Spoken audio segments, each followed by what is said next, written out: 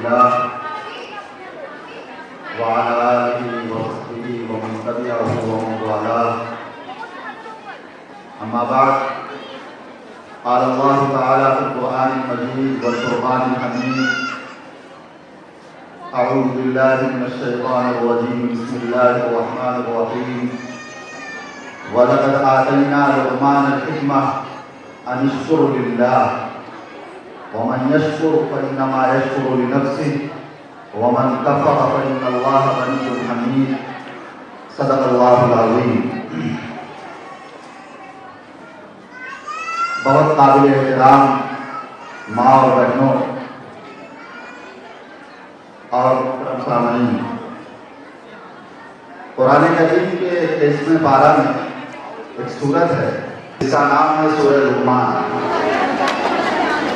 اس میں اللہ رب العزت نے ایک بہت دین کی گہری سمجھ رکھنے والے شخص حضرت لقمان کا تذکرہ کیا ہے، لیکن اس سورت کی شروعات کی 4-5 آیتوں کے بعد ایک آیت ہے وَمِنَ النَّاسِ مَن يَشْتَرِي لَهْوَ الْحَدِيثِ لِيُضِلَّ عَن سَبِيلِ اللَّهِ.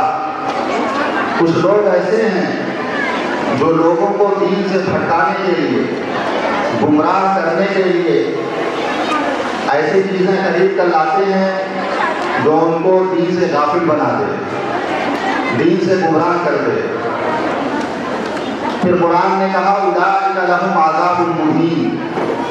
جو لوگ اس سازش کا حصہ بنتے ہیں اور اس طرح کا پروگرام ڈیزائن کرتے ہیں تاکہ لوگوں کو اللہ کے راستے سے بھٹکا کر شیطان کے راستے پر ڈال دیں، قرآن کے راستے سے ہٹا کر گمراہی کے راستے پر لگا دیں، ایسے تمام لوگوں کے لیے بہت بھیانک عذاب ہے. ان کا انجام بہت دردناک اور بڑا ڈراؤنا ہے.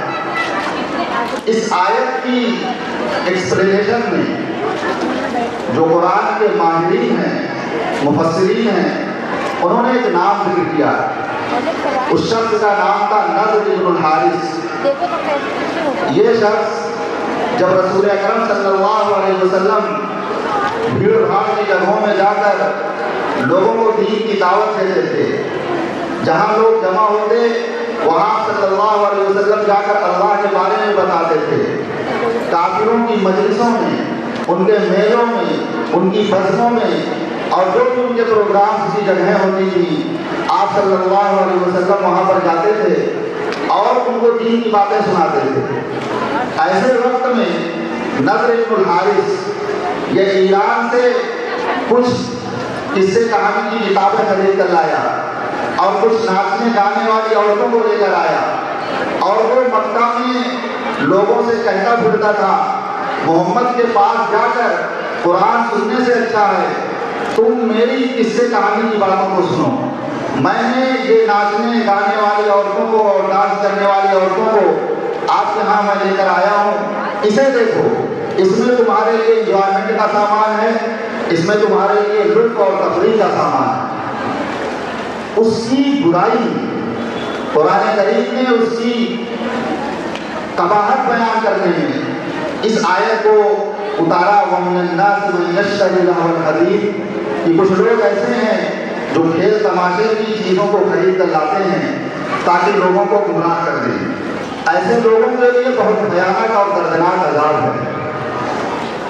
پھر اس واقعے کو نقل کرنے کے بعد 8-10 آیتوں کے بعد اللہ رب العزت نے حضرت لقمان کا واقعہ ذکر کیا، اور لقمان علیہ السلام کا واقعہ ذکر کرنے سے پہلے حضرت لقمان کون تھے ان کا انٹروڈکشن کروایا کہ لقمان وہ شخص تھے جنہیں ہم نے دین کی بہت گہری سمجھ دی تھی، دین کی بڑی فکرمند سوچ تھی، بڑے انسائٹفل مائنڈ کے مالک تھے حضرت لقمان.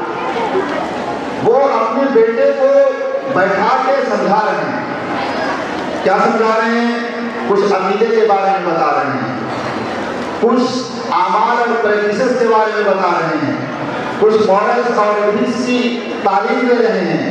حضرت لقمان کہہ رہے ہیں یا بنی لا تشرک باللہ، بیٹے دیکھو اللہ کے ساتھ کسی کو شریک مت کرنا. اس کے ساتھ کسی کو پارٹنر مت بنانا. کیوں؟ ان الشرک لظلم عظیم. اللہ کے ساتھ کسی کو پارٹنر بنانا اور اللہ کے ساتھ ساتھ کسی اور سے اپنی ضرورتیں مانگنا، یہ بہت بڑا گناہ ہے.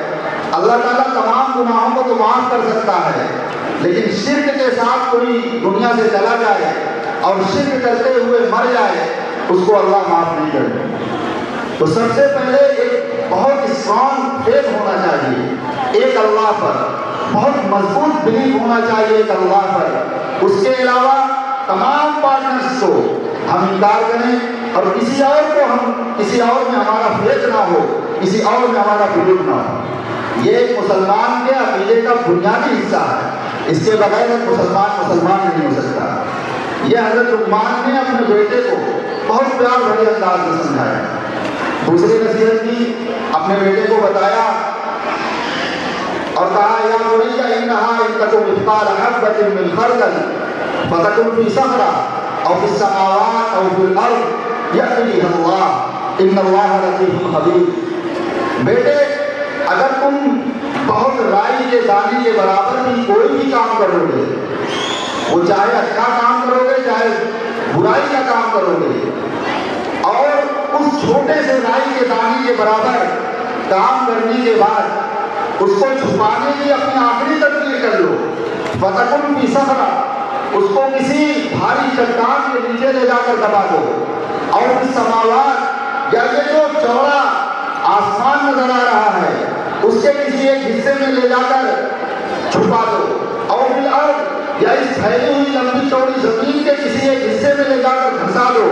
یأتی بہا اللہ، اس تمہارے چھوٹے سے کیے ہوئے ذرے کے برابر اچھے یا برے عمل کو بھی اللہ رب العزت کل قیامت کے دن تمہاری نگاہوں کے سامنے حاضر کر دے گا. یہ آخرت کا بہت مضبوط تصور حضرت لقمان اپنے بیٹے کے ذہن و دماغ میں پیدا کر رہے ہیں. ان اللہ لطیف خبیر، اللہ رب العزت بہت گہری نگاہ رکھنے والا، ہر چیز سے باخبر اور واقف ہے.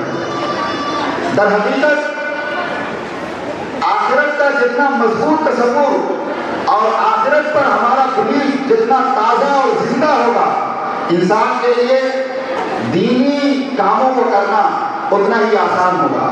اور جتنا یہ تصور، یہ کانسیپٹ جتنا کمزور ہوگا، جتنا ویک ہوگا، اتنا ہی آدمی غفلت کی زندگی میں شیطان کے پھندوں کا شکار ہوتا چلا جائے گا.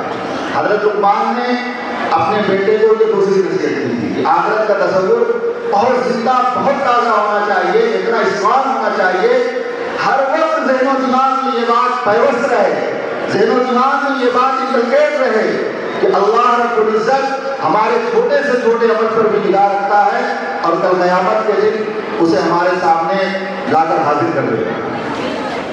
اس کے بعد حضرت لقمان نے جب عقیدے کو صحیح کر دیا، آخرت کا بہت مضبوط تصور اپنے بیٹے کے ذہن و دماغ میں پیدا کر دیا، اب اس سے کچھ ڈیمانڈس، کچھ مطالبے، آدمی کچھ چیزوں کو کرنے کا پابند ہے، ان چیزوں کے کرنے پر اٹھا. اگر لقمان اپنے بیٹے کو کہہ رہے ہیں یا بولیں کہ اقیم الصلاۃ، بیٹے نماز کو بہت پابندی سے پڑھنا، نماز کا بہت اہتمام کرنا، یہ ایک نصیحت تھی. وَأْمُرْ بِالْمَعْرُوفِ، اور دوسرے لوگوں کو بھی نیک اور بھلائی کے کاموں کے کرنے پر ابھارنا. اور پھر تیسری نصیحت کی وَنْہَا عَنِ الْمُنکَر، کچھ برے لوگ ہوں گے، برائی کا کام کر رہے ہوں گے، کچھ کرمنل لوگ ہوں گے، وہ کچھ کرائم کر رہے ہوں گے، ان کو برائیوں سے روکنا، ان غلط کاموں سے ان کو روکنا، ان کا ہاتھ پکڑنا، انہیں سمجھانا، بتانا، اس طرح کا ماحول اپنے گھر میں بنانا. جب آدمی لوگوں کو برائیوں سے روکتا ہے تو بہت آسان کام نہیں ہوتا. اس کے جو جتنی دوست ہوتے ہیں وہی اس کے خلاف کھڑے ہو جاتے ہیں. جب تک آدمی اس کو اچھی باتوں کے بارے میں بتاتا ہے تب تک وہ ساتھ رہتے ہیں، لیکن جو ہی کوئی شخص برائی سے روکنے کی باتیں کرنے لگتا ہے، وہی جو اس کا بہت خاص شخص ہوتا ہے، جتنی دوست ہوتا ہے، وہی اس کے خلاف ہو جاتا ہے، اس کا دشمن بن جاتا ہے. حضرت لقمان اپنے بیٹے کو اس لیے نصیحت کرتے ہوئے کہتے ہیں وَاصْبِرْ عَلَىٰ مَا أَصَابَكَ، کوئی تکلیف پہنچے، کوئی تمہیں ستائے، پریشان کرے، اس کی اس تکلیف پر صبر کرنا۔ صبر کا مطلب ہے اپنی ویلوز سے سمجھوتا مت کرنا، اپنی اسلامی قدروں سے کبھی کمپرومائز مت کرنا، ایک دم پہاڑوں کی طرح ڈٹ جانا اور کھڑے ہو جانا اور ہر حال میں ان اچھے اعمال کو اپنی زندگی کا حصہ بنا لینا، کبھی اس سے غافل مت ہونا۔ ان ذالک من عزم الامور، یہ کام کرنے کا ان لوگوں کو حوصلہ ملتا ہے جن کا دل بہت بڑا ہوتا ہے، جن کا سینہ بہت بڑا ہوتا ہے، جو پہاڑوں جیسے حوصلے کے مالک ہوتے ہیں۔ پھر اس کے بعد کچھ مورالٹی اور ایتھکس کی تعلیم دیتے ہوئے حضرت لقمان اپنے بیٹے سے کہتے ہیں وَلَا تُسَعِّرْ خَدَّكَ لِلنَّاسِ، ہمیشہ لوگوں سے منہ پھیر کر مت رہنا، غصے میں مت رہنا، بہت اچھے انداز میں لوگوں سے باتیں کرنا۔ وَلَا تَمْشِ فِي الْأَرْضِ مَرَحًا، اور زمین میں اکڑ کر مت چلنا۔ إِنَّكَ لَن تَخْرِقَ الْأَرْضَ وَلَن تَبْلُغَ الْجِبَالَ طُولًا، آخر تم اکڑ کر کیوں چلو گے؟ تم اس زمین کو اپنے پیروں کے زور سے پٹکنے سے پھاڑ نہیں سکتے ہو، اپنے سر کو بہت اونچا کر کے چلنے سے پہاڑوں سے اونچے نہیں بن سکتے ہو۔ حضرت لقمان علیہ السلام اپنے بیٹے کو پھر اس کے بعد کہا اپنی زندگی میں بہت ماڈریٹ بن کے رہنا، بہت ہمبل بن کے رہنا، بہت جھک کر رہنا، بہت تواضع کی انکساری اور خاکساری کا راستہ اختیار کرنا۔ اس سے جو میں آپ لوگوں کی اٹینشن ڈرا کرنا چاہتا ہوں وہ یہ ہے، اللہ رب العزت نے اس سورت کے شروع میں نضر بن الحارث کا واقعہ ذکر کیا کہ وہ ناز گانے میں لوگوں کو اس راستے پر ڈالتا تھا، اس سے کہانی میں لوگوں کو لگاتا تھا، غافل کرنے کے سورسز لوگوں کے درمیان پروموٹ کرتا تھا۔ اللہ رب العزت نے پہلے اسے بیان کیا، پھر حضرت لقمان علیہ السلام اپنے بیٹے کو بیٹھا کے سمجھا رہے ہیں اور بڑے پیار بھرے انداز سے سمجھا رہے ہیں، عقیدہ بھی بتا رہے ہیں، آخرت کے بارے میں، حساب و کتاب کے بارے میں بھی بتا رہے ہیں، مورالٹی اور ایتھکس کی بھی تعلیم دے رہے ہیں، کچھ اعمال اور پریکٹسز کی وہ عقیدہ، وہ بلیف ہم سے ڈیمانڈ کرتا ہے، اس کے بارے میں بھی بتا رہے ہیں۔ آج اگر ہم دھیان سے دیکھیں، نضر بن الحارث کا کیریکٹر پھر سے ہماری سوسائٹی میں زندہ ہو چکا ہے، پھر سے ناچے گانے ہیں، پھر سے کھیل اور تماشے ہیں، پھر سے لوگوں کے گمراہی کے راستے پر ڈالنے والے شیطان کے پھندے اور حربے ہیں۔ آخر یہ دنیا بھر کی بے حیائی اور بربادی کی چیزیں جو ہمارے سماج میں پائی جا رہی ہیں وہ نضر بن الحارث کا کیریکٹر نہیں تو اور کیا؟ ایسے وقت میں ایک مومن کی جو رسپانسبلٹی ہے، ایک گھر کے گارجین کی جو کمپلسری ذمہ داری ہے وہ یہ ہے کہ اپنے بچوں کو لے کر بیٹھے، انہیں دین کی حقیقت سمجھائے، اس سے آگاہ کرے اور ایک چیز کے بارے میں انہیں بتائے۔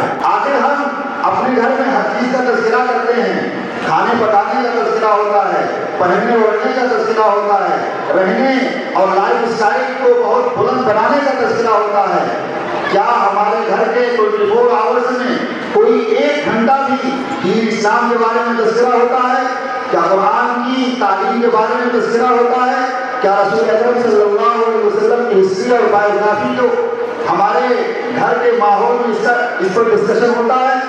یہ سب چیزیں ایک گھر کے گارجین کے سوچنے اور سمجھنے کی ہیں۔ جس زمانے میں قرآن کریم کی یہ صورت ہمیں اور آپ اور تمام لوگوں کو یہ پیغام دے رہی ہے کہ جس زمانے میں نضر بن الحارث کا کردار اور کیریکٹر زندہ ہوتا ہے، اس زمانے میں ہمیں حضرت لقمان کے کیریکٹر اور کردار کو زندہ کرنا ہے۔ یہی اپنے عقیدے، اپنے کلچر، اپنی صحیح اسلامی سوچ و فکر کی حفاظت کا طریقہ اور ذریعہ ہے۔ اللہ رب العزت ہم تمام لوگوں کو بہت زیادہ عمل کرنے کی توفیق عطا فرمائے۔ وآخر دعوانا ان الحمد للہ رب العالمین۔